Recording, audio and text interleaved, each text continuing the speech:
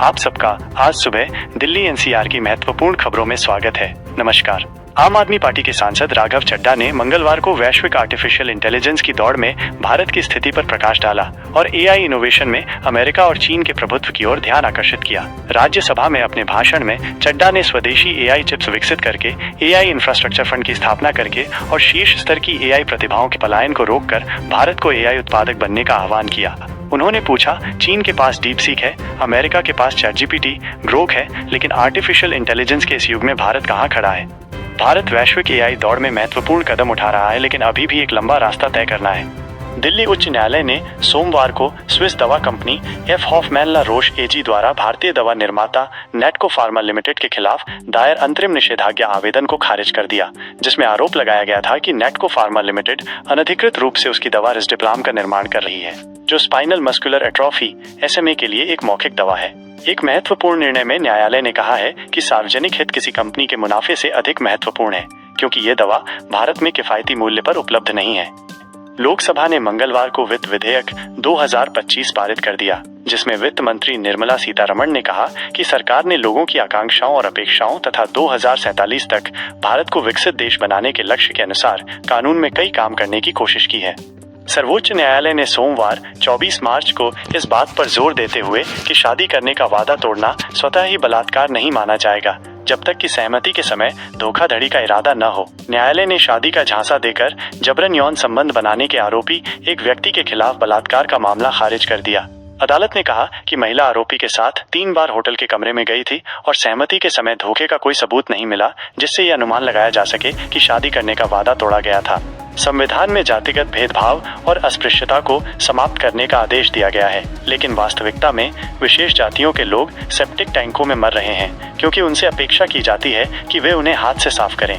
18 मार्च को दिल्ली की new friends colony में सीवर की सफाई कर रहे एक कर्मचारी की मौत हो गई। पंथ लाल की 4 बेटियां, एक बेटा और अब उनकी विधवा पत्नी है। ये राष्ट्रीय राजधानी में हुआ। कौन जानता है कि भारत भर में ऐसी कितनी घटनाएं हैं जो रिपोर्ट नहीं की जाती। दिल्ली के सीवर में हुई मौतें फिर से मैनुअल स्कैवेंजिंग को खत्म करने में हमारी विफलता को दर्शाती हैं। ऐसे समय में जब हम आर्टिफिशियल इंटेलिजेंस में एक बड़ी छलांग लगाने की योजना बना रहे हैं, ऐसे समुदाय हैं जो मानव मल ढोने और सेप्टिक टैंक साफ करने से अपनी आजीविका कमा रहे हैं। सर्वोच्च न्यायालय ने छात्रों की मानसिक स्वास्थ्य संबंधी चिंताओं को दूर करने और उच्च शिक्षण संस्थानों में छात्र आत्महत्याओं को रोकने के लिए 10 सदस्यीय राष्ट्रीय टास्क फोर्स के गठन का आदेश दिया है। अमित कुमार बनाम भारत संघ। न्यायमूर्ति JB पार्टीवाला और न्यायमूर्ति R महादेवन की पीठ ने शैक्षणिक संस्थानों में छात्रों की आत्महत्या के बढ़ते मामलों पर चिंता जताते हुए ये फैसला सुनाया। न्यायालय ने कहा कि छात्रों की आत्महत्या की संख्या अब किसानों की आत्महत्या से भी अधिक हो गई है। मध्य दिल्ली के करोल बाग जोन में सौंदर्यीकरण कार्य के लिए दिल्ली नगर निगम MCD ने ईदगाह गोल चक्कर से झंडेवालान मंदिर तक तथा पूसा रोड स्थित हनुमान मंदिर तक अतिक्रमण मुक्त अभियान चलाया।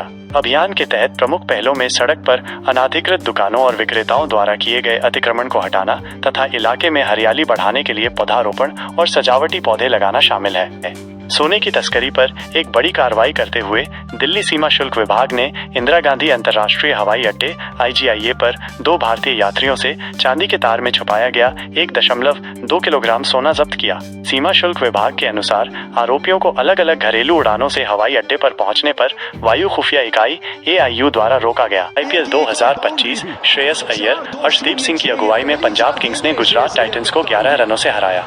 244 रनों का पीछा करने उतरी गुजरात टाइटंस 5 विकेट खोकर 232 रन ही बना सकी और पंजाब किंग्स से 11 रनों से मैच हार गई। जीत के लिए 244 रनों का पीछा करते हुए गुजरात टाइटंस ने 5 विकेट पर 232 रन बनाने के लिए कड़ी टक्कर दी, लेकिन साई सुदर्शन के 74, शुभमन गिल के तेज 33 और जोस बटलर के 54 रन के बावजूद लक्ष्य उनके बल्लेबाजों से परे साबित हुआ। दिल्ली में बुधवार 26 मार्च 2025 को धुंध वाली धूप के साथ अधिकतम तापमान 38 डिग्री सेल्सियस 100 डिग्री फ़ारेनहाइट और न्यूनतम तापमान 24 डिग्री सेल्सियस 74 डिग्री फ़ारेनहाइट रहने का अनुमान है। धुंधले बादल और गर्मी के कारण दिन में असुविधा हो सकती है, इसलिए बाहर जाने से बचें और पर्याप्त पानी का सेवन करें। आप सबको फिर मिलेंगे। आप सबका दिन शुभ और मंगलमय हो। नमस्कार।